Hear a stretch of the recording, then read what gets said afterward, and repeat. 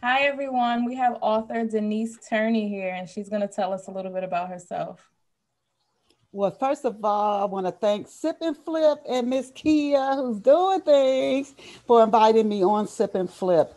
Actually, I'm just honored to be here. I started my first, well, if I go back to the beginning, I'll go back to my childhood when I just loved to read books. I was a voracious book reader. And at one point, I was reading about 35 to 50 books a week. And this is probably before I was even 10 years old. So the librarian would look at me and like, do you really read all those books? I said, yes. I mean, I just was a voracious book reader. So when I was 10 years old, my sister comes running. We had moved from Dayton, Ohio to Knoxville, Tennessee. My sister comes running up the steps. She was maybe 7, and she actually is. This is my sister. She's the little girl on Long Walk Up. Aww. She's that's her. So she comes running up the steps, and she said, "Look what I found in the library." And back then, you didn't see that many African American books, and I'm going back to the 70s. So there's like maybe Toni Morrison, Gwendolyn Brooks, Maya Angelou, and you had your Richard Wright, Langston Hughes, Paul Laurence Dunbar, James Baldwin, and County Cullen, etc. But you didn't have like today. This was a totally different. If you ran into a Black or African American book, it was like, oh my God! It was like you didn't see as much on TV either. You didn't see as much on TV, and you didn't see too many Black books. So my sister comes running home. Look what I found in the library, and I'm thinking, how could she have found a book by a Black author that I didn't see? So Wow. I I start reading it. It's a book of poetry by Gwendolyn Brooks. And anybody from Chicago knows Gwendolyn Brooks. I'm not from Chicago, but she's a poet laureate from Chicago. And she since crossed over. But I'm reading this book, and I give you that preface of how many books I used to read because this book had an effect on me after reading so many books that no other book had. The character she wrote about in her poems are like, oh my God, that reminds me of my Aunt Ruby, or that reminds me of this person, or that, and they just came alive. This book had a I can't it's I have never felt that way with any other book. So I sit down after reading it. It's a small book, about as small as my book, Long Long Up, and I sit down, and this feeling comes over me, and I went, I'm a writer. I was 10 years old and I started writing. I asked the Lord, what do you want me to write? And I didn't get an answer. So I started writing poems and short stories and plays. And when I was 12 years old, I started on my first novel. So I've written probably well over 20 novels, but my first published novel, I will show you. And this one it just really had a wonderful debut, Portia. And Portia is an inspirational story about a Black woman living in Chicago. She's a successful defense attorney, and she's dealing with breast cancer. Now, I tell people when I used to go out on the road, people would back up. So I said breast cancer, like just saying it, they could catch it. I said, no, it's not a sad book. It's a very inspirational. You will feel empowered when you finish this story if you're struggling with cancer, which 1 in 8 women get breast cancer. Mhm. So hopefully we can get those numbers to change. Yeah. But she uses her faith in God, her family, and this wonderful, wonderful Black man who has come into her life, not even knowing at the time that she had it, to get through it. This is it's an uplifting inspiration. So this was my first published novel, came out in 1998, and it just took off. Portia took off, and people told me it was a classic. They said there's no other book, a fictional memoir of a Black woman dealing with breast cancer. They said you're the first one who wrote this type of a story. So that I don't know if that is the case or not, but I was getting people were buying it just like in droves. And then when I would go out on the road, people would come up to me and share stories that I read your book, Portia, and it really inspired me.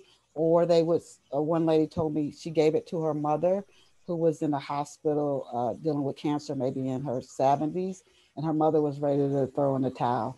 And she said she read your book and decided to fight. So that really that was really very touching. Amazing. That's the greatest reward as an Yeah. author. So my latest published book, I don't have a copy of it, came out earlier this week, and it's called Awaken Blessings of Inner Love. And it's a book with self-help quick self-love practices that you can use that I personally have tried and other people to get through, help you to get through almost anything. Now you would have to use other techniques as well, but these are very quick, easy techniques that work even when you think they're not working. And you can get through something that you might, a storm, a challenge, you might not think you could get through. So again, that's Awaken Blessings of Inner Love. But my latest published that's out, and I have a young adult novel coming out. I definitely want to talk about Miss Rosetta Blay, who stars in the Rosetta Young Adult Book Series. But Love Pour Over Me is my latest adult published fiction novel. This story, you know, it's a thing as an author, it's kind of strange. And I've heard other authors say this. We're writing the story, but it's almost like the story, it's as though it exists somewhere and it just wants to be told. Mm-hmm. Because when I'm writing, I have the structure I want and how I see the characters. And then a character is like, no, this has to happen to me. That happened to me with Love Has Many Faces. I didn't want something to happen to a character. And she said, no, this has to happen to me. Okay. And I've heard other authors say things like that, but with Love Pour Over Me, Raymond Clark, and somebody was reading and told me they loved it. Oh, I love this story, right? And then something happens unfortunate to Raymond. And they said, that's it. But they did enjoy it, but they told me he just has gone through so much. Do not put him through anything else, please. Aww. But so Raymond, his father has untreated alcoholism. And in the first few chapters, I've had readers come back with cuss words about his father. I hate that. Bleep, bleep, bleep. So, but that's what a lot of people deal with. But his father stayed there when his mother left, when he was 2. And you have to give him that credit. His father didn't know he had untreated alcoholism. People for generations hid things. People hid alcoholism. People hid if there was incest in a family, people hid it. You just didn't talk about it. You didn't talk about the domestic violence. You just went to church and everybody thought you had a perfect family and people, but we don't heal unless we address issues, unless we talk about things. And through fiction, you can help people to heal because they don't become defensive. It's Raymond who's dealing with it, not you. It's Raymond. But if you are dealing with something similar, you can maybe work through it in your own mind while you're reading, you're unaware, and it's doing good work. So, but Raymond, his father has untreated alcoholism, and he's very mean to Raymond. There's one scene when Raymond's getting ready to go to his graduation. I've had men tell me, oh my God, what his father's reaction, his response. Raymond's done very well in track and field. He's done well academically, and his dad is almost attitude of almost he doesn't care. And so, but Raymond survives. He manages to survive. And also he's an only child. When people go through abuse, if you go through a trauma alone, they say it's worse. If you go through it with other siblings, you have people to bounce things off of, to talk about, to see it's not just happening to me. It's not just me. My mom or my dad is sick because they're doing it to the other siblings too. So, but he's an only child. So he's in this world by himself.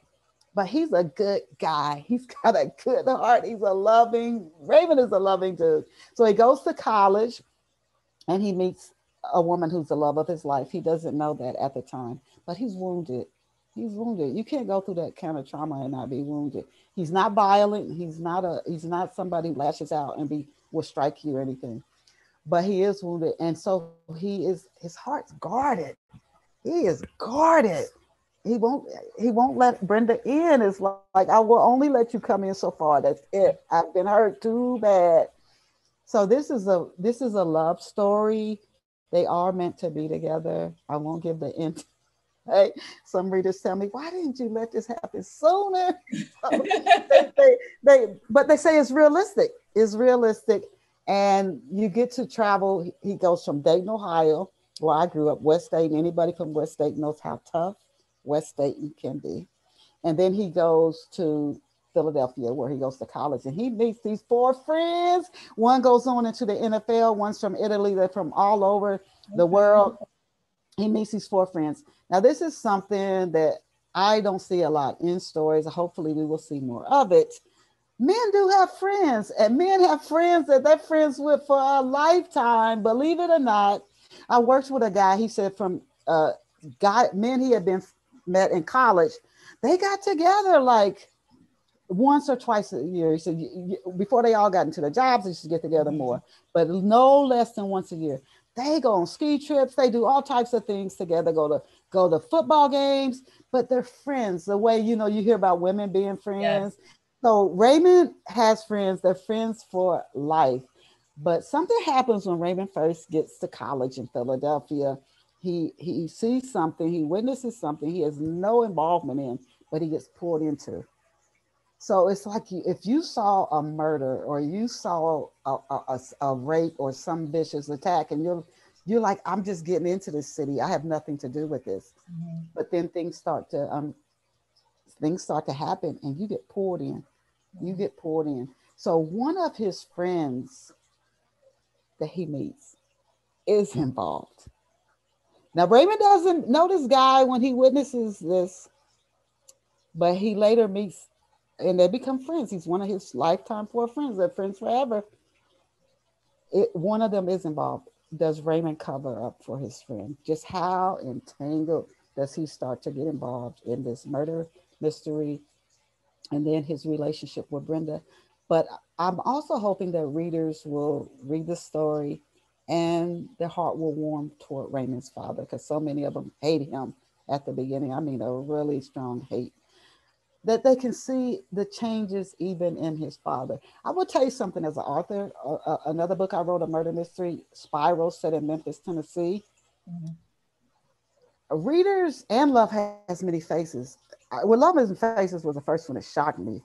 Readers can, if they don't like a character, it's almost like that person is real, and they call them bad cuss word names. Yes, we fight characters. Oh my God. We fight characters. They can't stand that character, and they will tell me, one character in Love Has Many Faces, they said, you should have made her suffer more. She didn't suffer enough. She should have suffered. And so like, oh my God, I'm shocked as the author. Or they're like, I know, but you shouldn't have, no forgiveness for that one. No, they should have suffered. You didn't make him suffer enough. He should have suffered more. Like, it's shocking to me as an author that people would feel that way. Like, oh my God. Yes. I mean, I'm glad you're connected to the character, but they like, no, you I said, but she went through all that. They like, no, you should have gave it to him. So that as an author, it teaches me a lot too about other people and how people can get so connected to a character. They want something good to happen to the character. They really care about the character, or they want the character to suffer, like just really do her in. Shocking to me, surprising, I will tell you, as an author, when I get that kind of feedback. Wow. Well, this sounds like a really good book. And you also sent us a copy. So thank you very much. I can't wait to read it and let everybody know, because it sounds really juicy. I might have to push this book ahead of a couple books that I'm supposed to be reading. Okay. Well, I hope you read it and enjoy it. And don't hate Raymond's father too much. I'm telling you, we fight characters in our head. And when we talk about it, we be like, I threw my book and I had to cut my phone off, or however it is that listening or reading it. So you said you wrote how many books? I have written probably 20 novels, but have published Love Has Many Faces. I have here. Portia was this my baby. This the first one I came out with, and I was hustling Portia. This was years before you had COVID. I was putting posters up everywhere, and I learned some of that from a poet from Philadelphia. Her Tanya Marie Evans. She teaches law as well. She's an entertainment lawyer. Her and her mother. So they owned a law firm in Philadelphia. But she used to put on these events. And I went with, I don't know if you ever heard of Carl Weber. He has a TV show on BET. When he was first starting out, it was Carl Weber, Karen Quintos Miller. She wrote Satin Doll, which went on to become a New York Times bestselling author. And she self-published that.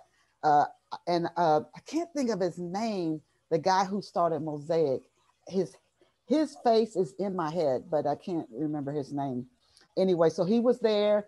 We would all go to these events. Tanya's like, I'm putting on a writers conference. Can you come? So I would go out to that. And that's when I was coming out with Portia, and I was hustling Portia. And it was another author who had, was it not Black Coffee? It might have been Black Coffee. Tracy Thompson, Tracy Price Thompson. She had just come out with her book, and she had a book club she was in New Jersey, and so we were all just starting out.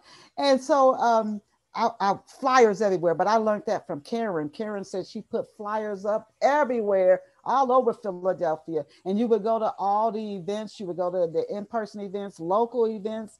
Then I'd go from New York all the way down to Virginia. I was like constantly on the road, but that was hustling Portia.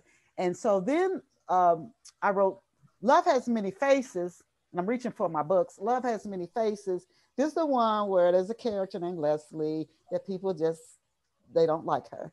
But I like Leslie. I think she's bold. And I had another reader that tell me they did like her, but they like Robin. They don't like Leslie. But this is also like a mystery, but it's a celebrity mystery set in New York City. The print book is sold out, but the ebook is available. And I actually went to New York and with a friend of mine when I first got to the East Coast. I used to live in Philadelphia, right outside of Philly and Ben Salem, just to get the realistic feel of the city. And I do a lot of research for my books. I will tell you what Portia, people told me, they said, you're from Chicago. I said, no, I'm not. I said, I have never lived in Chicago. They said, yes, you have. The way you wrote about that story, you from Chicago. I said, I'm not from Chicago. But that's a compliment that they think I am because of the way the story reads. When Spiral came out, people told me you're from Memphis. Spiral set in Memphis, Tennessee. Murder Mystery in Memphis. People told me you're from Memphis. I said, I'm not from Memphis. I've never even been to Memphis. Wow. I did a lot of research on it, but I got letters saying you based this book off of a real life African-American trial that took place in Memphis. I said, no, I didn't even know anything about that trial.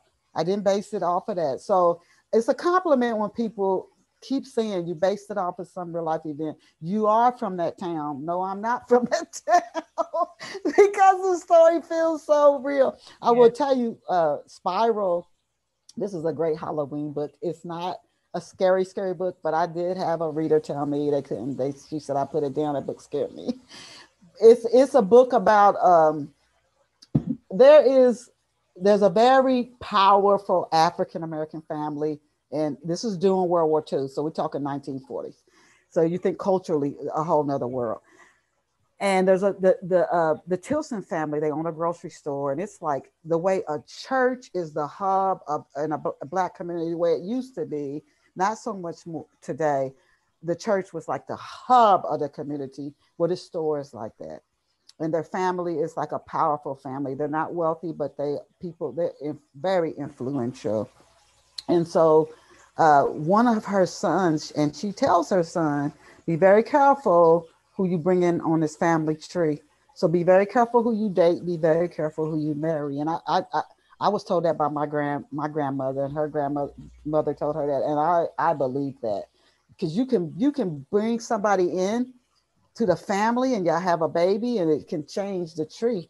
It really can. As funny as that might sound. So she does not like this woman, this girl that one of her oldest son is dating. Stop it. Just cut it off. But he loves her, so he doesn't. And he will wish he had listened to his mom. There was nothing wrong with the daughter. It's her father. So that's my grandmother always said, when you marry somebody, you marry their whole family. You're not just marrying that one person. You're marrying a blended family. You're bringing all their kids in. It's not just going to be the two of y'all. It's going to be, if there are any children from another relationship, it's going to be their mother, father, aunt, cousin, brother, sister. They all coming in. So that's what happens in Spiral. But her father is very, very sketchy. But on the surface, he doesn't seem that way. Something happens in this story where one of Tammy Tilson's granddaughter, and her grandson has a little bit of it. He has this, and he does it. He's a amazing artist, draw, paint, and he can draw and paint pictures from stuff that he really shouldn't know, like something that happened that he really doesn't know, but he can draw about it. And her granddaughter is like what some would call a seer, SEER. Okay. She can see into things. She knows and can see into things as a very young girl that she should not be able to see in. So she's able to communicate with this one girl something bad happened to. I don't want to give it away. And she knows, this little girl knows just who did it. But who would listen to her? So now it's I gotta go get evidence to prove what I've seen with my inner vision.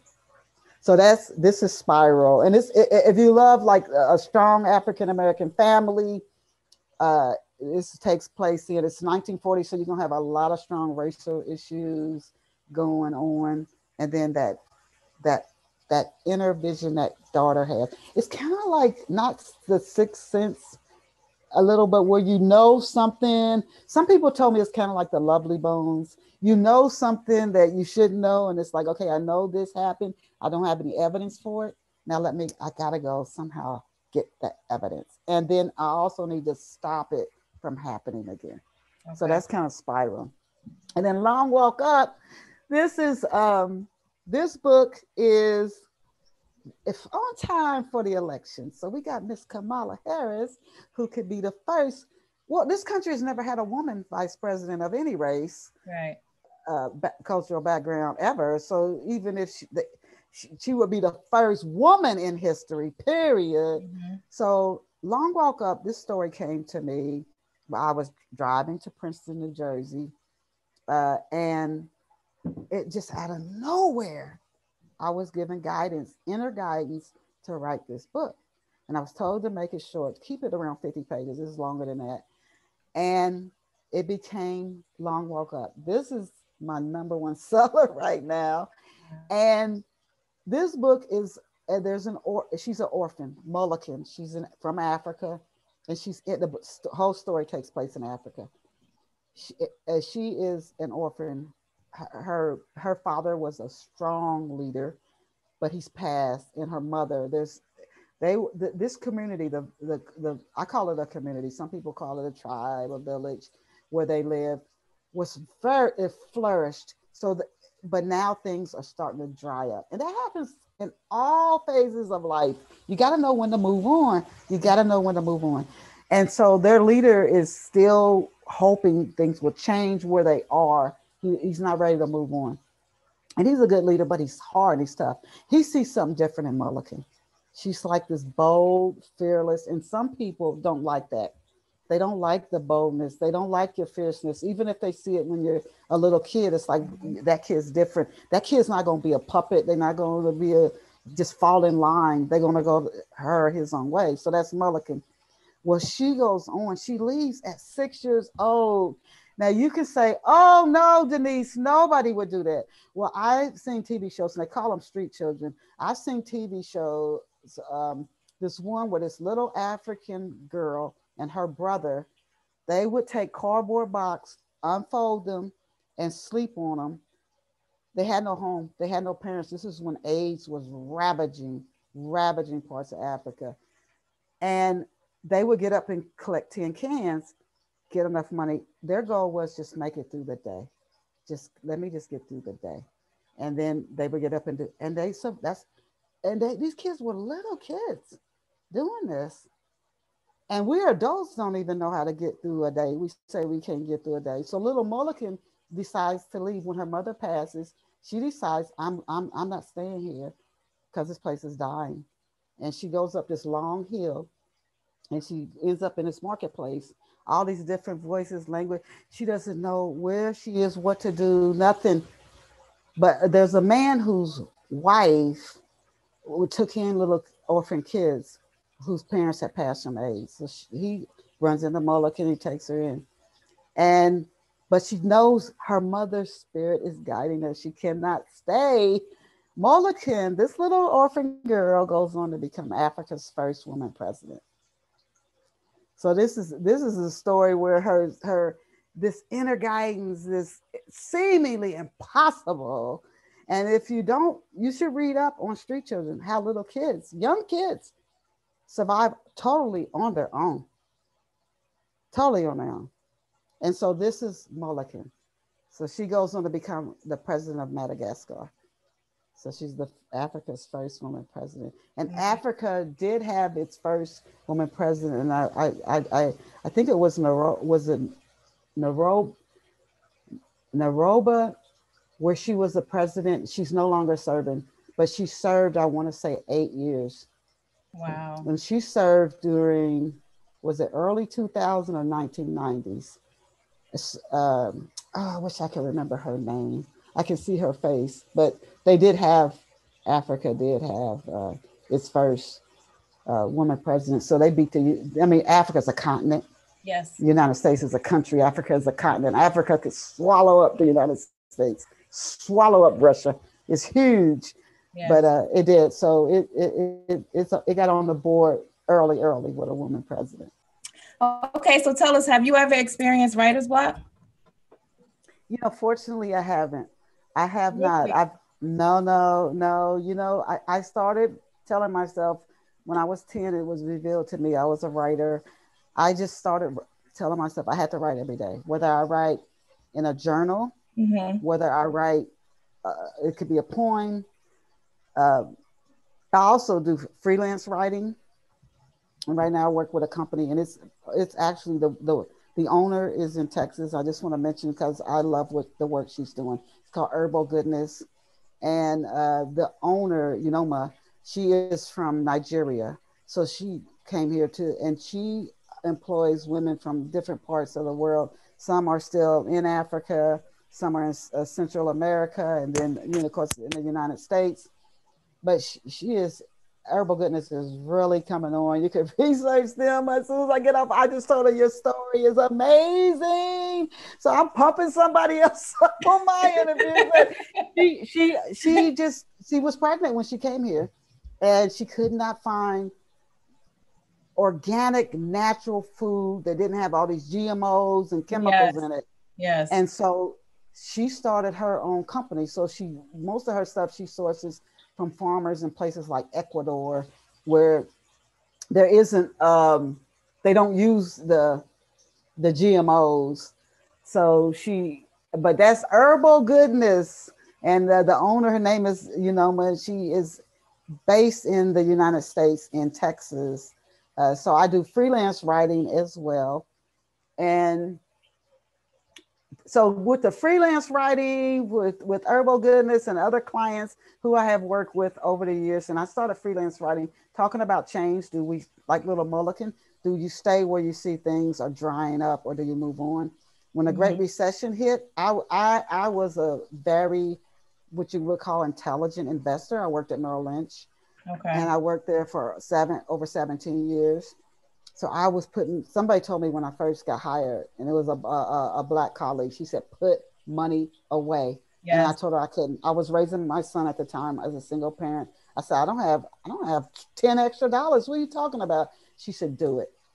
And I'm so glad she did, because when the Great Recession hit, I had to lean on a lot of that.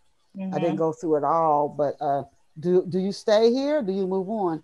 So I decided, I was given an opportunity to do some freelance writing for another firm, and I took it. It was either go with this big financial company where the work had become dull to me, or move on into freelance writing. I am so glad. I could have made a lot more money if I went with that company.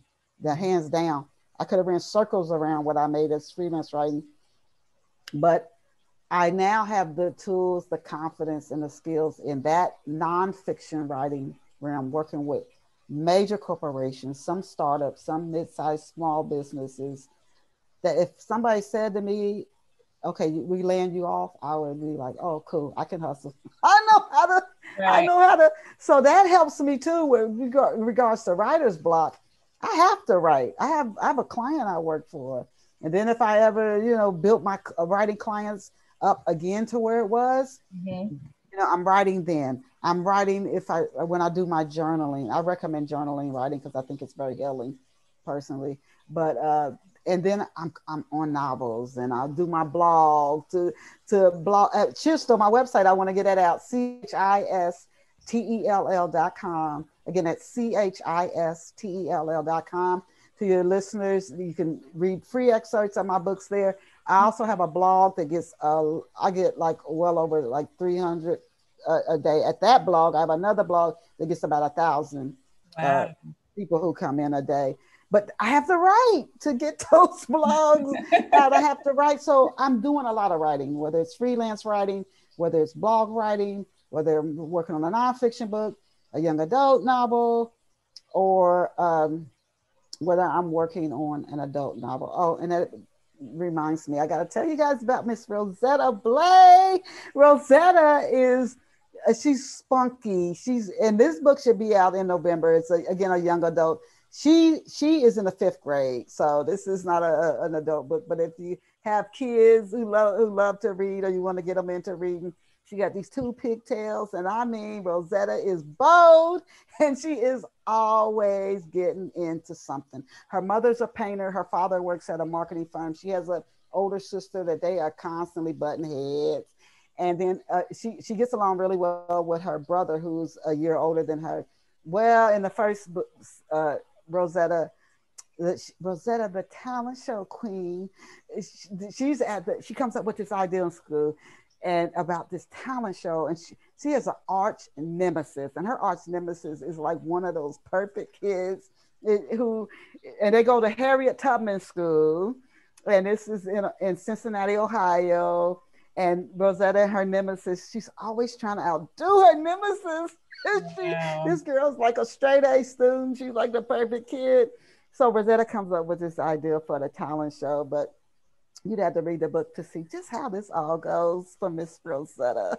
She just has her ideas. Sometimes you just want to tell her, Rosetta, go sit down somewhere.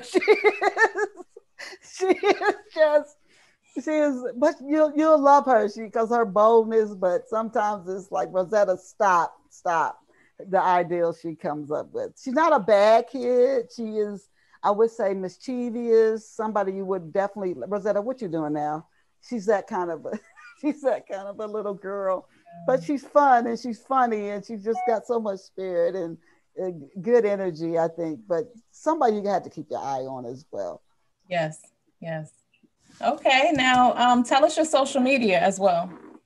I'm on Facebook, Denise Turney, and that's DENISE TURNEY. People always like Turney when I was in school. Oh my God, I'm like, okay, let me Turney, because it's not a name you hear a lot. If you look up a telephone directory, you're not gonna see too many Turneys. Right. And then so I'm on Facebook, Denise Turney. I'm on Instagram. You can find me on Instagram. And I'm also on Twitter. I probably spend most of my time, honestly, on Twitter. Okay. Some people swear by Facebook. I don't get a lot of traction out of Facebook, but there are people who swear by it. Some people swear by Instagram, but Twitter is it for me. I love Twitter. And I thankfully I have a lot of followers on Twitter, but you can find me DT Writers on Twitter. So yeah, Twitter, Facebook, LinkedIn. I usually just do it for professional work. I don't really push novels on LinkedIn. I see it as more of a career professional platform. Okay. That's more like freelance writing that I do for that. Okay. You know, it's amazing to me that you wrote so many books and you've been writing since you were 10. I want to ask, where do you pull it from? That's interesting. My grandfather, and he's since passed, but he asked me, he said, you know, how do you just take out of nowhere come up with these thoughts? And it's probably no different than a musician. I have my grandfather's first cousin, Norris Turney. He was a lead saxophonist in a Duke Ellington band. And you wonder how does like Duke Ellington, I think an amazing talent. How do you even get those notes for the music to put those scores together? How do you get that out of your head? I mean, that I really am, you know, or a painter who just takes nothing. They're not looking at any images, and they just paint this amazing painting. You're like, oh my God, how did you do that? I don't, you know what, if I had to answer, it would probably go back to being told I was a writer. It's just something, we all have a gift. We all have a talent. Have you ever seen somebody cook something? You see 50 people make collard greens and it's one person. You're like, oh my God, how did you do that? Right. how did you do that? You know, it's like a gift. So I just think it's an innate gift, and I appreciate and thank the good Lord for it. I don't know. I couldn't tell you. I actually, a book that I'm writing on now, Running Toward Freedom, is based on a real life experiences with these girls who got caught up in sex slave trafficking, which is, there's got to be more attention put on that. There's got to be, because it's a bad thing. Who's that guy? Jeffrey Epstein, who a lot of people heard about him. Well, he ain't the only one. It's a whole lot of people making a lot of dough. Unfortunately, it's just awful. Yeah. Forcing young people into this. But in this story, these girls, like at a mall, somebody says to you, or you see in a magazine, newspaper, online, hey, we are doing some, we are putting together a new movie, a new TV show. We having some modeling, doing a photo shoot at the mall or at this location. If you're interested and you want to kick your modeling career off, meet us here. And then you get caught up in sex slave trafficking, because there's nothing to do with modeling at all. Yeah. It's just to get you there. It has nothing to do with television or the movies or music at all. It's just to get you there. The same way they tell people to be careful when you're in airports. Mm-hmm. Hey, you know, if you look lost, hey, you want to have lunch? I'll give you a free lunch. I can tell you about this new job offer. And this is global. And the next thing you know, you're caught up in something that you didn't even, like, how in the world did I get caught up in this? And now you're in another country.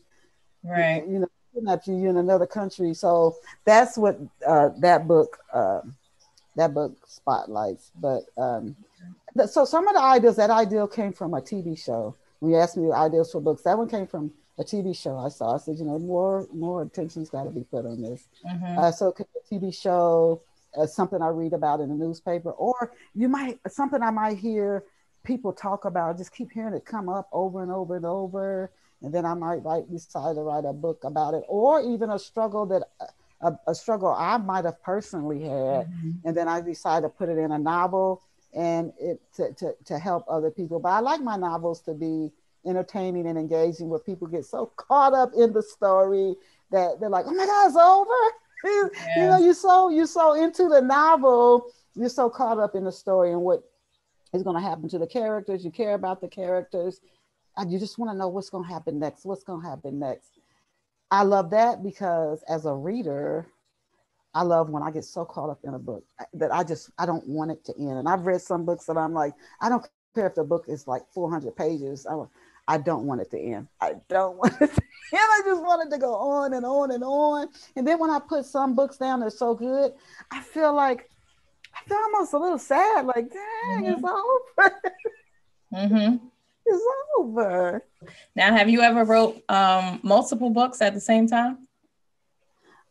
This is probably one of the first times I was doing that, working on Awaken Blessings of Inner Love, and then also working on Rosetta, the talent show queen, and Running Toward Freedom, and editing a book set in the 1940s about an African-American woman who's the only gangster who never got murdered or went to jail. God us glory. So that's 4 plus freelance writing plus. So this is the first time I've done that. Normally I can tell when a book's ready to be released, because I really can sink into the story and I get deeper and deeper into it. And I know, oh, this is going to be a good one, because I can feel it myself. Like, I'm getting into these characters. Mm-hmm. They're like almost real people to me as the author. And I really hooked into the story. That's one thing I will say, though, writing 4 books at once, it might be a little harder to really sink into the story. So yeah. I would prefer to do one at a time, because I like to feel that emotional connection to the story myself. Okay. Well, thank you so much for joining me. Oh, thank you. With that, you got that bright smile and your energy is coming through good. And thank you not only for this interview, sincerely. I want to thank you, and I sincerely mean this. I was just speaking with somebody at a church organization. They want to get books going there. Reading, I grew up in the projects. Reading can open a world to you. If you like growing up like in the projects like I did, you can think if this is all there is, then I don't want to hang out. But reading can open you to a whole nother world. You can go to different countries. You can meet different people. You can learn about people who are like you and who made it. So you are encouraging that. You're inspiring that. You're part of that positive thing. And literacy, the better you can read, you can do better in school. You can do better on jobs. You're helping people, whether you realize it or not, through encouraging reading. A member of your book club, they can see their parents reading, and then the child might start reading more.